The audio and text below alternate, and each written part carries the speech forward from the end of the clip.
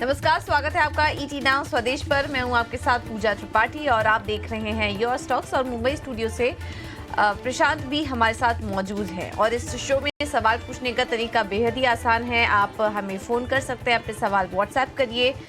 YouTube पर आप हमें लाइव भी देख सकते हैं, वहां पर भी अपने सवाल हमें आप तुरंत भेज सकते हैं। और इसके अलावा अन्य सोशल मीडिया हैंडल्स पर भी हम मौजूद हैं। ट्विटर, फेसबुक और इंस्टाग्राम के जरिए भी आप अपने सवाल हम तक पहुंचा सकते हैं। चलिए, ये तो हुआ सवाल पूछने का तरीका, लेकिन अब क्विकली बाजार पर एक बार नजर डाल लेते हैं और उसके बाद हम अपने एक्सपर्ट्स को भी शामिल करेंगे शो पर। और मार्केट में हम देख रहे हैं कि शानदार मजबूती देखने को मिल रही है, लेकिन ऊपरी स्तरों से थोड़ा नीचे आया था। शुरुआत काफी अच्छी हुई है, बट अब लाल निशान में फिसल चुका है बाजार। निफ्टी 22,200 के नीचे अब कारोबार कर रहा है और थोड़ी देर पहले ये करेक्शन यहाँ पर देखने को मिल रही है। और बैंक निफ्टी में भी देखेंगे तो यहाँ पर भी बिकवाली हावी है और 47,000 के पास बैंक निफ्टी कारोबार कर रहा है। मजबूती है आज मेटल स्टॉक्स में। JSW steel, Tata steel, Hindalco जैसे स्टॉक्स आज मजबूती के साथ कारोबार कर रहे हैं। आयशर, एमएनएम और अल्ट्राटेक में भी मजबूती है। वहीं कमजोरी आज नजर आ रही है पावर ग्रिड में। और इसके अलावा आईटी और ऑटो स्टॉक्स आज दबाव बना रहे हैं बाजार पर। इन्फोसिस है 1.5% नीचे। बीपीसीएल में कमजोरी है। हीरो मोटोकॉर्प और एक्सिस बैंक भी कमजोरी के साथ आज कारोबार कर रहे हैं। तो यह है अभी तक का बाजार। और हम देख रहे हैं कि कमजोरी अभी देखने को मिल रही है। ऊपरी स्तरों से यहाँ पर बाजार फिसलता हुआ नजर आ रहा है, लेकिन क्या करें ऐसे मार्केट में, एक बार ये समझ लेते हैं। और हमारे साथ दोनों ही मेहमान मौजूद हैं आपके सवालों का जवाब देने के लिए। जियोजी फाइनेंशियल्स के गौरांग शाह और अरिहंत कैपिटल के रत्नेश गोयल हमारे साथ मौजूद हैं इस बीच। आप दोनों का ही बहुत बहुत स्वागत है शो पर। गौरांग जी, रत्नेश जी, काफी अच्छी तेजी हमने देखी। रिकॉर्ड लेवल्स पर बाजार ने कारोबार किया, लेकिन अब वहां से थोड़ा फिसलते हुए नजर आ रहा है। अब ट्रेडर्स यहाँ पर क्या करें और स्टॉप लॉसेस पर आपकी क्या राय होगी? गुड मॉर्निंग एवरीवन, सभी दर्शकों को सुप्रभात। नहीं, डेफिनेटली जब भी बाजार में थोड़ा-सा नया हाई बनता है तो कहीं न कहीं थोड़ा-सा प्रेशर ज़रूर ऊपरी स्तर से देखने को मिलता है। तो मुझे नहीं लगता ऐसे कोई बहुत बड़ी चिंता की विषय है। अगर यहाँ पे किसी को भी लेना है तो मुझे ऐसा लगता है कि अभी भी बाय ऑन डिप्स की रणनीति पे बिल्कुल बरकरार रहना चाहिए। अगर यहाँ पे मैं निफ्टी फ्यूचर देखूँ तो जो एक सपोर्ट लेवल आ रहा है वो 22,190 का आ रहा है। तो अगर इंट्राडे के लिहाज से अगर 22,190 के नीचे आएगा, थोड़ा बहुत और थोड़ा-सा प्रेशर आ सकता है 22,150 पर। वहाँ पे एक अच्छी खरीदारी की मुझे लगता है कि खरीदारी की अपॉर्चुनिटी वापस से बनेगी इंट्राडे में। तो किसी ने अगर ले रखा है, अगर किसी ने नीचे से ले रखा है तो हल्का यहाँ पे मुनाफा बाँधना चाहिए, कुछ पार्शियली मुनाफा बाँधना चाहिए और 22,150 के आस-पास में वापस से वहाँ पे खरीदारी का एक मौका ढूँढना चाहिए, ताकि हमको रिस्क रिवॉर्ड रेशियो एक थोड़ा-सा फेवरेबल मिलता हुआ दिखेगा। जहाँ पे 22,100 के स्टॉप लॉस से वापस से खरीदारी हमको यहाँ पे बनती हुई दिखेगी। तो मुझे ऐसा लगता है कि इसे कुछ अभी भी कोई ऐसी खरीदारी ऐसी कोई चिंता की दिक्कत नहीं है। वहीं यहाँ पे नीचे आता है तो वापस से खरीदारी का मौका ही ढूँढना चाहिए। फिलहाल ये जो थोड़ा प्रेशर आपको नज़र आया है, ये इसमें किसी तरह की चिंता करने की आवश्यकता नहीं है। और निचले स्तरों पे अगर मौका मिलता है तो वहाँ पर भी खरीदारी के मौके बन सकते हैं। चलिए बढ़ते हैं आगे। पहले कॉलर को अपने साथ जोड़ते हैं। हमारे साथ राधे श्याम जी हैं अजमेर राजस्थान से। राधे श्याम जी नमस्कार, पूछिए क्या जानना चाहते हैं आप? शेयर है बीएचईएल के जी 100 रुपए के रेट से लिए मैंने और करीब साल 1.5 साल के लगभग हो गया होगा। तो मेरे को क्या करना चाहिए, राय पूछना है। ठीक है, तो सबसे पहले तो आपको बधाई देंगे राधेश्याम जी, क्योंकि बहुत ही अच्छे स्तर पे आपने बीएचईएल में एंट्री ली है और इस वक्त आपको मुनाफा भी यहाँ होता हुआ लंबे समय तक आप बने रहे हैं। तो आगे का नज़रिया आपको देने की हम कोशिश करते हैं। गौरांग सर, प्रशांत बात कर रहा हूँ। राधेश्याम जी का सवाल बीएचईएल पे है। 100 रुपए के करीब इन्होंने स्टॉक में एंट्री ली है, 200 स्टॉक हैं। आगे का नज़रिया चाहते हैं। 1-1.5 साल से उन्होंने स्टॉक में अपनी पोजीशन बना के रखी है। धन्यवाद प्रशांत, आपका और पूजा का इस मंच पर आमंत्रित करने के लिए, और आप सभी को शुभ प्रभात हमारे तरफ से। तो राधेश्याम जी को अगर रुपयों की जरूरत नहीं है, पूंजी की आवश्यकता नहीं है, और अगर ये और समय दे सकते हैं अपने निवेश को, तो हम पहले तो निवेशित रहने की राय देंगे। अब 110 पे निवेश किया गया, 200 संख्या है शेयर की और दाम है करीबन 228 के आसपास, तो कम उमन 2 गुना हो चुका है इनका निवेश। अगर इनको थोड़ी बहुत चिंता हो रही है तो 100 शेयर बेच सकते हैं, जिससे इन्होंने जो पूंजी निवेश की थी वो तो घर आ जाएगी, लेकिन उसके साथ साथ बहुत अच्छा खासा मुनाफा भी आ जाएगा। और बाकी के जो 100 शेयर बचेंगे इनके पास, ये निशुल्क हो जाएंगे बिना किसी मूल्य के, जिससे इनको कोई चिंता होनी नहीं चाहिए। ये दो विकल्प है। लेकिन हाँ, अगर समय दे सकते हैं और थोड़ी बहुत और जोखिम झेलने की क्षमता है तो पूर्ण रूप से बने रहे, वरना फिर 100 बेच दे, पूंजी और मुनाफा घर ले और बाकी के शेयर निशुल्क कर दे। हमारी खरीदारी की राय है बुनियादी तर्क के आधार पर। ठीक है, अच्छा लग रहा है। बीएचईएल गौरांग को भी आप बने रहना चाहे तो बने रह सकते हैं, और अगर पैसों की ज़रूरत है आपको तो पार्शियल प्रॉफिट बुक करिए, नहीं तो बने रहिए, स्टॉक में कोई दिक्कत वाली बात नहीं है।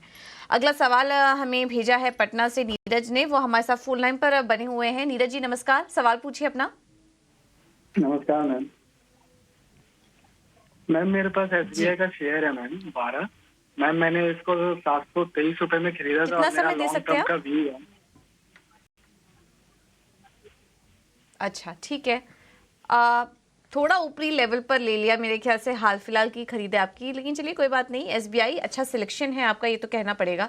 गौरांग जी आप ही सलाह दीजिए। एसबीआई पर 723 पर इन्होंने लिया हुआ है, और ज़्यादा समय नहीं हुए होंगे इनको एंट्री किए हुए, लेकिन यहाँ से भी ये अभी समय दे सकते हैं, लॉन्ग टर्म निवेशक हैं, क्या करें? देखिए, अगर निवेश अच्छी कंपनियों में है पूजा, तो निवेश क्या स्तर पे किया है वो ज्यादा महत्वपूर्ण नहीं होता है, पहली बात। दूसरी बात, संख्या में 12 शेयर है इनके पास, और जैसे आप भी बता रहे हैं, मुझे भी लग रहा है कि फिलहाल इनकी खरीदी होगी, कुछ दिन पहले ही इन्होंने खरीदा हो। अगर नजरिया लंबी अवधि का है तो निश्चिंत होकर के बने रहें जो 12 शेयर आपके पास है उसमें। और अगर किसी कारणवश बाजार में मुनाफा वसूली आती है, या फिर स्टेट बैंक ऑफ इंडिया का शेयर आपको नीचे की तरफ आता हुआ दिखता है, उस परिस्थिति में अगर आपके पास निवेश लायक पूंजी है तो आप और भी जोड़ सकते हैं, क्योंकि आपकी संख्या बहुत कम है, बशर्ते कि आपका नजरिया लंबी अवधि का हो। बुनियादी तर्क के आधार पर स्टेट बैंक ऑफ इंडिया पर हमारी खरीदारी की है। बेहतर नजरिया आपको गौरांग जी की तरफ से मिलता हुआ आपके स्टॉक एसबीआई पे। अगले कॉलर को अपने साथ जोड़ते हैं। प्रदीप जी हैं हमारे साथ इस वक्त फोन लाइन पे। प्रदीप जी गुड मॉर्निंग, कहाँ से बात कर रहे हैं पहले तो ये बताइए, और उसके बाद पूछिए आप क्या जानना चाहते हैं। और गौरांग सर, प्रदीप का जो सवाल है वो आपसे अपने सवाल का जवाब चाहते हैं, तो प्रदीप जी पूछिए। गुड मॉर्निंग सर, मैं पटना से बोल रहा हूँ, पटना बिहार। जी जी जी। मेरा सवाल गौरांग सर से है कि सर मैंने रैमको सीमेंट बाई किया था 36 पीस सर, 966 के रेट पर। ठीक है, कितनी क्वांटिटी ली है आपने? 37। ठीक है, कोई नजरिया कब तक रुक सकते हैं आप? रुकने का कोई वैसा है नहीं सर, बाकी सर की ओपिनियन पर है। ठीक है ठीक है ठीक है। गौरांग सर, रैमको सीमेंट 966 के भाव पे इन्होंने लिया हुआ है, 37 शेयर हैं, क्या करना चाहिए? सर पहले तो प्रश्न पूछने के लिए आपका बहुत बहुत धन्यवाद, और आपको भी शुभ प्रभात हमारे तरफ से, और नमस्कार, सादर प्रणाम आपको। सीमेंट क्षेत्र से जुड़ी हुई एक मझौली कंपनी है ये प्रशांत, और हमारा अनुमान और आकलन ये कहता है कि चुनाव के बाद, सरकार गठन करने के बाद, भारत निर्माण का कार्य जो है वो बहुत ही तीव्र गति से आगे बढ़ेगा। तो केंद्र में जो सरकार है वो तो निर्माण कार्य में खर्चा करेगी, दूसरी तरफ राज्य स्तर पर जो सरकारें बनेगी वो भी राज्य स्तर पर निर्माण कार्य के लिए खर्चा करेगी। रियल एस्टेट सेक्टर, जो कि दूसरा सबसे बड़ा खपत करने वाला क्षेत्र है सीमेंट का, वहां पर भी परिस्थिति काफी बेहतर हो रही है, और निजी क्षेत्र की कंपनियां विस्तार योजनाएं करेगी। अगर यह पूरा समीकरण मैं अपने सामने रखता हूं तो मुझे कोई जल्दबाजी करके निकलने की मैं राय नहीं दूंगा, उल्टा तो रैमको सीमेंट पर हमारी बुनियादी तर्क के आधार पर खरीदारी की राय है, पहली बात। दूसरी बात, जैसे मैं पहले बता रहा था, स्टेट बैंक ऑफ इंडिया में निवेश जिन्होंने किया था, तो अच्छी कंपनी में निवेश किया है तो स्तर मायने नहीं रखता है। मैं इनको भी वही राय दूंगा जो मैंने पहले दर्शक मित्र को दी, कि बने रहें। नीचे आया है स्टॉक अपने आपके खरीद के भाव से, तो थोड़ी बहुत संख्या, आधी संख्या में जो भी आपके पास है उसकी आधी संख्या में अगर आपके पास निवेश लायक पूंजी है तो इस स्तर पर और जोड़ दे। आपने स्वयं बताया कि आपके पास समय की कोई पाबंदी नहीं है, आप लंबे समय तक निवेशित रह सकते हैं, तो पहले तो निवेशित रहें, और इस स्तर पर या गिरावट और आती है तो वहां पर और जोड़ सकते हैं आप, ताकि आपका खरीद का स्तर नीचे आ जाए। ठीक है, तो और खरीदारी भी आप कर सकते हैं, कोई चिंता वाली बात नहीं है, होल्ड करें। अगला सवाल हमारे साथ अगले दर्शक जुड़े हैं वाराणसी से। साहिल जी नमस्कार, सवाल पूछिए अपना। जी मैम नमस्ते। मैम मुझे ये पूछना था कि मेरे पास जेपी नमस्ते। पावर के 400 शेयर हैं 22 रुपये 65 पैसे से, तो मुझे होल्ड करना चाहिए या नहीं? 22 रुपये 65 पैसे हाल फिलहाल की ही खरीद आपकी भी लग रही है, लेकिन कुछ समय से हम देख रहे हैं स्टॉक में थोड़ा करेक्शन आया है, थोड़ी बिकवाली आई है स्टॉक में। रत्नेश जी आप सलाह दीजिए, जेपी पावर पे क्या करें? क्या बिकवाली यहाँ से और आ सकती है या फिर अभी रिकवरी के चांसेस हैं जेपी पावर में? और अगर आप उनको कुछ स्टॉप लॉस सुझाना चाहें तो वो भी बताएं। एक्चुअली जेपी पावर में देखा जाए तो काफी निचले स्तर से काफी अच्छी हमको तेजी देखने को मिली थी, उसके बाद में अभी थोड़ा सा करेक्शन चल रहा है। तो मुझे ऐसा लगता है कि हालांकि अभी भी किसी तरह की चिंता का विषय नहीं, इनके पास शेयरों की संख्या भी 400 है, तो मुझे नहीं लगता ऐसा बहुत ज्यादा इनको घबराने की या चिंता की जरूरत है। अभी यहाँ पे 17 रुपए का एक स्टॉप लॉस लगाना चाहिए इनको। मुझे ऐसा लगता है कि ऊपर में कहीं पे भी एक बार ये वापिस से 23.5-24 के ऊपर निकलेगा तो नई तेजी की इसमें शुरुआत हो जाएगी, जो कि इसको 27 से 30 रुपए तक के लिए लेके जाएगी। तो वहाँ पे मुनाफा बांधने की सलाह रहेगी, 17 रुपए के स्टॉप लॉस से अभी बने रहें।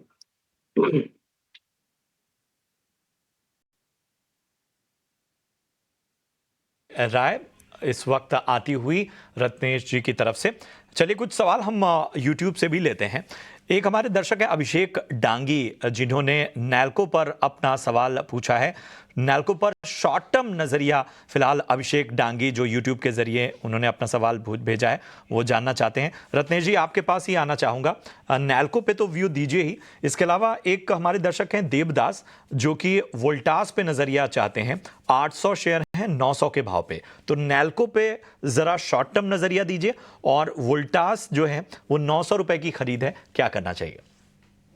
नेशनल यूनियन का एक्चुअली खरीदी का भाव नहीं उन्होंने आई थिंक बताया है, तो मैं मान के चल रहा हूँ कि उनके थोड़ी सी नीचे की खरीदी रहेगी और उनको मुनाफे में होंगे ही। तो अभी भी चार्ट पे हालांकि किसी भी तरह की कमजोरी नहीं, थोड़ा सा स्ट्रेच जरूर हो चुका है, तो मेरी सलाह है कि अगर ये इनके निचले स्तर के है तो थोड़ा सा मुनाफा यहाँ पे पार्शली मुनाफा बांधने की सलाह रहेगी। बाकी अभी भी इस तेजी को इनको ट्रेल करना चाहिए, स्टॉप लॉस लगाने की सलाह रहेगी मेरी 145 रुपए की। वो स्टॉप लॉस से इस तेजी को राइड करते रहे। मुझे ऐसा लगता है कि हमको नियर टर्म में कहीं न कहीं 175 से 200 रुपए तक के टारगेट आते हुए नेशनल एल्यूमिनियम में दिख जाएँगे। आपका दूसरा सवाल था वोल्टास में 900 रुपए की इनकी खरीदी है, तो मुझे ऐसा लगता है कि अभी भी इनको मुनाफा आया है इसके अंदर, थोड़ा ज़रूर इसमें मुनाफा बाँधना चाहिए। पार्शियली मेरा इनको सुझाव रहेगा कि पार्शियली ज़रूर मुनाफा बाँध लें। वोल्टास में क्योंकि तेजी के बाद में कंसोलिडेशन यहाँ पे देखने को मिल रहा है। रेस्ट जो पार्शियल बचेगा उसमें 1040 रुपए के स्टॉप लॉस से बने रहने की सलाह है। ऊपर में जो टारगेट मुझे दिखाई देते हैं वापस से जब ये तेजी रिज्यूम हो गई इस कंसोलिडेशन के बाद में तो एक ये जो डाउनवर्ड गैप एरिया दिखती है डेली चार्ट में, वहां तक ये फील करते हुए जाएगा तो 1200 रुपए तक के टारगेट मुझे आते हुए दिखाई देते हैं। तो 1040 के स्टॉप लॉस से बने रहे, पार्शियली मुनाफा बुक करते हुए। सवाल थे जो हमारे दर्शक लाइव कमेंट के जरिए हम तक पहुंचा रहे हैं, उन सवालों को भी हम शो में बीच बीच में शामिल करते रहेंगे। करते हैं हमारे अगले सेगमेंट का ऑप्शन के चैंपियंस।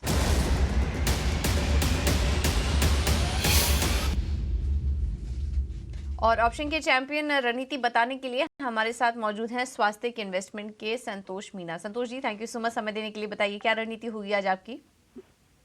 यस पूजा, आज माइक्रो स्टॉक्स में एक अच्छा मोमेंटम देखने को मिल रहा है और टाटा स्टील की बात करें तो एक अच्छी तेजी देखने को मिल रही है। यहाँ पर अच्छी कॉल राइटर्स भी बैकवर्ड पर नजर आ रहे हैं और हेवी पुट राइटिंग देखने को मिल रही है। तो यहाँ पर मैं 145 की स्ट्राइक प्राइस का कॉल ऑप्शन खरीदने की सलाह दूंगा, जो करीबन 3 रुपए के आसपास चल रहा है। यहाँ पर 2.25 रुपीज का स्टॉप लॉस रहेगा और आपको 4.5 रुपीज का टारगेट मेंटेन करना है। ठीक है, टाटा स्टील पर नजर रखिए 2% ऊपर। आज मेटल स्टॉक्स हम हाईलाइट भी कर रहे थे थोड़ी देर पहले, अच्छी तेजी है और यहाँ पर 145 की कॉल आप खरीद सकते हैं जो कि 3 रुपए में है। 4.5 रुपए का लक्ष्य है, स्टॉप लॉस होगा 2.25 का। Santosh ji thank you so much आपका समय देने के लिए। तो इसमें अधिकतम मुनाफा 8,250 का हो सकता है, लेकिन आप ध्यान रखिए हमने आपको जो एक्सपेक्टेड लॉस है उसकी भी जानकारी दे दी है कि अधिकतम लॉस आपको कितना हो सकता है और ये सभी का रिस्क डिस्क्लोजर भी ये आप ध्यान से पढ़ लीजिए। चलिए अब आगे बढ़ते हैं और अगले सवाल की तरफ देखें तो व्हाट्सएप पर हमें सवाल आया पटना से संजय नारायण जी का, और इनके पास है मनप्पुरम फाइनेंस। 260 शेयर्स हैं, 160 पर इनकी खरीदी है मनप्पुरम फाइनेंस में। और मौजूदा भाव देखें इस वक्त मनप्पुरम फाइनेंस का तो 160 के आसपास ये स्टॉक कारोबार भी कर रहा है मनप्पुरम फाइनेंस के शेयर में। रत्नेश जी, क्या सलाह देंगे आप मनप्पुरम फाइनेंस पर? मनप्पुरम फाइनेंस में देखिए तो अभी एक काफी टाइम से कंसोलिडेशन दिख रहा है। हालांकि चार्ट में किसी तरह कमजोरी कंटिन्यू हाई राई फॉर्मेशन जरूर बना रहा है, उसके बाद में कंसोलिडेशन देखने को मिल रहा है। अपने की एवरेजेस के पास में भी चल रहा है, बहुत ज्यादा दूर नहीं है। तो मुझे ऐसा लगता है कि बहुत ज्यादा इसमें कोई कमजोरी नहीं है। यहाँ पे ये चाहे तो स्टॉप लॉस लगा के बने रह सकते हैं। 160 रुपए का स्टॉप लॉस यहाँ पे इनको मेरी लगाने की सलाह रहेगी। एक बार 190 रुपए के ऊपर निकलेगा तो नई तेजी इसमें चालू होगी, जो कि इसको 220 तक के लिए लेके जाएगी। तो 160 के स्टॉप लॉस से भी बने रहे हैं। ठीक है, तो 160 रन की खरीद भाव भी है और थोड़ी तेजी आई थी, लेकिन आज हम देख रहे हैं कि उन सतत पर थोड़ा करेक्शन आया है और 2% नीचे ये स्टॉक कारोबार कर रहा है। हालांकि अभी भी मुनाफे में है ये, लेकिन आप स्टॉप लॉस जरूर लगा लीजिए। तो ये है सलाह मनप्पुरम फाइनेंस पर। एक छोटे से ब्रेक सवाल शामिल करते हैं जो कि हमें व्हाट्सएप के जरिए हमारे एक दर्शक सलीम अहमद ने भेजा है। इनका सवाल लक्ष्मी ऑर्गेनिक्स पर है। 300 शेयर इन्होंने लिए हुए हैं 430 रुपए के भाव पे, तो काफी ऊपरी स्तर पर लक्ष्मी ऑर्गेनिक्स में इन्होंने एंट्री ली हुई है। और रत्नेश, आपके पास आना चाहूंगा। लक्ष्मी ऑर्गेनिक 430 रुपए की खरीद है, जरा बताइए क्या होगी सलीम को सलाह? थोड़ा सा इनकी खरीदी ऊंचे भाव की है। वो कंटिन्यू ये स्टॉक थोड़ा सा अंडर परफॉर्म कर रहा है, कंटिन्यू लोअर लो फॉर्मेशन में चल रहा है। अभी नियर टर्म में तो किसी भी तरह की यहाँ पे तेजी की उम्मीद मुझे नहीं दिखती कि बहुत जल्दी इसमें कोई तेजी हमको यहाँ पे देखने को मिलेगी। मेरी तरफ से यहाँ पे इनको एक 250 का फाइनल स्टॉप लॉस लगाने की सलाह रहेगी। कहीं पे भी ये थोड़ी बहुत टेक्निकल बाउंस के कारण 300 से लेके 315-20 तक आता है, तो वहां पे निकलने की सलाह रहेगी। एक 250 का स्टॉप लॉस जरूर लगा लें। ठीक है, तो लक्ष्मी ऑर्गेनिक पर आपको ये सलाह जिसे रत्नेश जी ने दी, इस सलाह पर आप देखिए और इस हिसाब से रणनीति बनाइए। चलिए बढ़ते हैं आगे और अब शुरू करते हैं अपना बेहद खास सेगमेंट, और ये है आईपीओ कॉर्नर।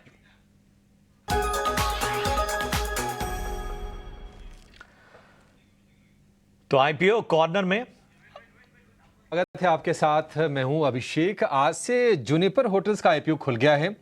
प्राइस बैंड है 342 से 360 रुपए और 1800 करोड़ रुपए जुटाने की कंपनी की योजना है। अब इस आईपीओ पर जरा व्यू लेते हैं और समझते हैं कि क्या इसमें आपको पैसे लगाने हैं या नहीं। हमारे साथ जुड़ गई हैं हेम सिक्योरिटीज की आस्था जैन। आस्था जी, बहुत शुक्रिया आपका समय देने के लिए। स्वागत है आपके एटीन स्वदेश पर। एक बार जरा परिचय करा देते हैं कंपनी के साथ।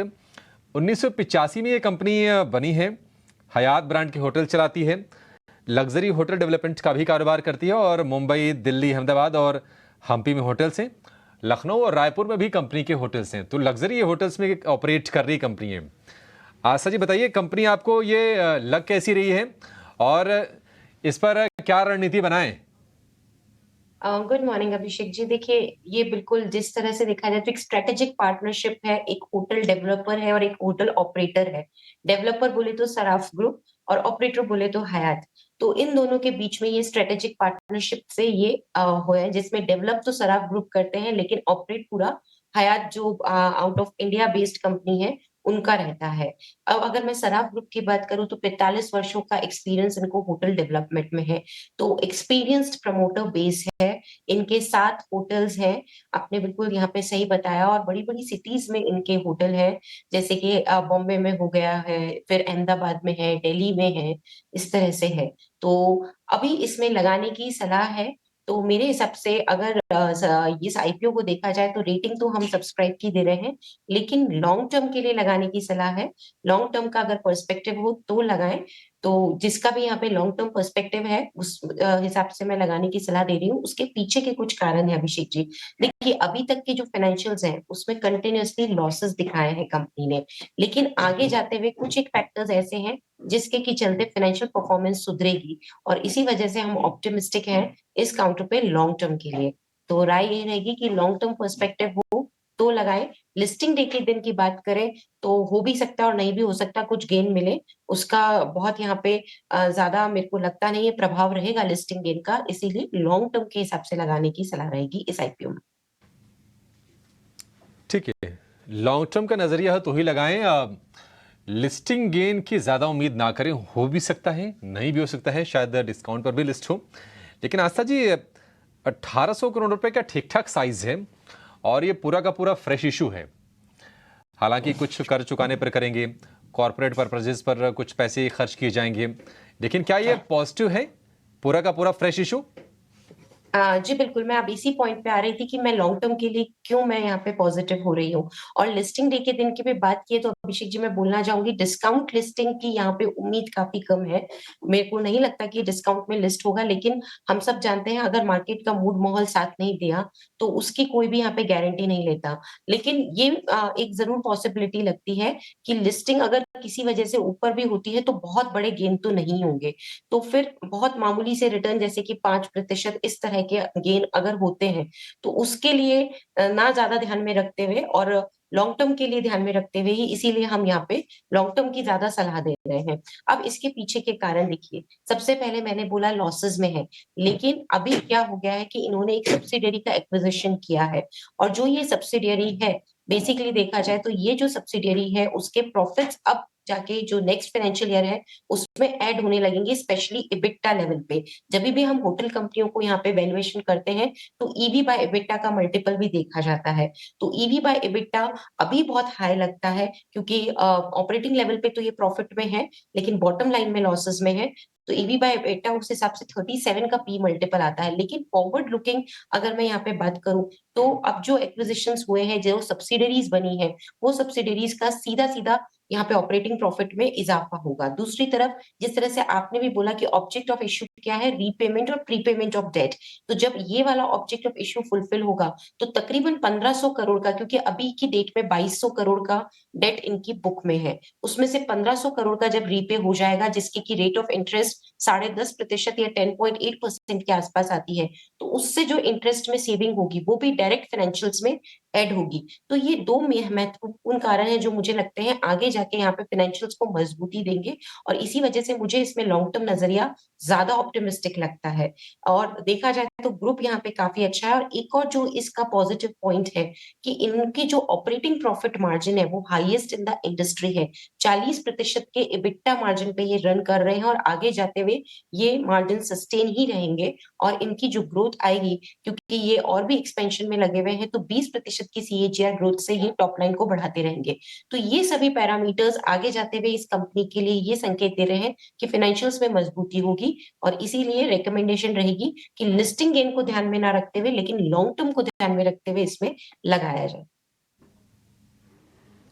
ठीक है, लॉन्ग टर्म को ध्यान रखिए लगाया जाए इसमें पैसे। इसके अगर हम पीयर्स की बात करें, यानी कि इसके जो कॉम्पिटिटर्स की बात करें, तो उसमें शैलेट होटल्स है, उसमें लेमन ट्री का नाम आता है, तमाम कंपनीज हैं। आस्था जी अगर हम वैल्यूएशन की बात करें तो वैल्यूएशंस क्या ठीक ठाक इसके हैं या फिर महंगे हैं इनके मुकाबले? देखिए वैल्यूएशंस महंगे ही लगेंगे क्योंकि पहला तो कि बॉटम लाइन ही नेगेटिव में है, तो मैं पी मल्टीपल देखूं तो वो तो कोई वैल्यूएशन का यहाँ पे आंकड़ा रहता ही नहीं है क्योंकि नेगेटिव पी आएगा। दूसरा हम देखते हैं ईवी बाय इबिट्टा, तो उसमें भी 37 के ये ईवी बाय इबिट्टा मल्टीपल पे आ रहे हैं, ये थोड़ा सा ज्यादा है क्योंकि ये जो बाकी के होटल्स हैं इनका मैंने जो ईवी बाय इबिट्टा देखा तो ये थोड़ा सा देखा जाए तो जुनिपर होटल जो वैल्यूएशन पे ला रहा है वो हायर साइड पे है। तो बिल्कुल यहाँ पे वैल्यूएशंस महंगे हैं, उस बात में दो राय नहीं है, लेकिन फ्यूचर प्रोस्पेक्टिव्स यहाँ पे जो मुझे लगा वो काफी ज्यादा स्ट्रॉन्ग है। FY25 से काफी सारी चीजें इनकी ऑपरेशनल और ज्यादा होने लगेगी, तो मुझे लगता है कि एक फ्यूचर प्रोस्पेक्टिव के हिसाब से अगर इसमें लगाना हो तो बिल्कुल सब्सक्राइब करना चाहिए। लिस्टिंग डे के दिन यहाँ पे फ्लैट लिस्टिंग भी हो सकती है और हो सकता है कि मामूली कुछ ऊपर भी लिस्टिंग हो, लेकिन लिस्टिंग डे का ध्यान नहीं रखें और लॉन्ग टर्म के लिए लगाएं। ठीक है, लॉन्ग टर्म के लिए लगाएं, लिस्टिंग गेन की बहुत उम्मीद ना करें इसमें। आस्था जी एक आखिरी सवाल, अगर लिस्टिंग गेन की उम्मीद नहीं है, लॉन्ग टर्म के लिए लगाना है तो एक बार लिस्ट हो जाने देते हैं, क्या पता थोड़ा सा नीचे मिल जाए। और दूसरा प्रश्न, चूंकि ये पूरा स्पेस होटल वाला हॉस्पिटैलिटी वाला पूरा बजिंग है, क्या कोई बेहतर ऑप्शन नहीं है जो ऑलरेडी लिस्टेड स्पेस में है, वहां पर ना फोकस कर ले? बल्कि देखिए, बेहतर ऑप्शन तो हमेशा रहते हैं, पर जब भी कोई आईपीओ आता है तो उसकी एक अपनी ही यूनिकनेस होती है, अट्रैक्टिवनेस होती है, जिसकी वजह से यहाँ पे एक रुझान बढ़ता है। अब अगर हम बात करें कि लिस्टिंग डे के दिन अगर नीचे मिलता है, तो देखिए, क्योंकि मैंने आपको पहले भी बोला कि मुझे ऐसा लग रहा है कि फ्लैट होगी या थोड़ा बहुत हो सकता है कि ऊपर के नोट पे हो, और इसी वजह से मैं बोल रही थी कि लॉन्ग टर्म का यहाँ पे ध्यान रखिए। तो बहुत ज्यादा यहाँ पे जिसे हम कहते हैं कि जैसे हम बाकी आईपीओज में बहुत कॉन्फिडेंट होते हैं कि ये लिस्टिंग गेन होंगे ही होंगे, वो वाली बात इसमें नहीं है, क्योंकि लॉसेस है। देखिए, जहां पे लॉसेस आते हैं वहां पे थोड़ा सा वैल्यूएशन हमें दूसरे हिसाब से करना पड़ता है।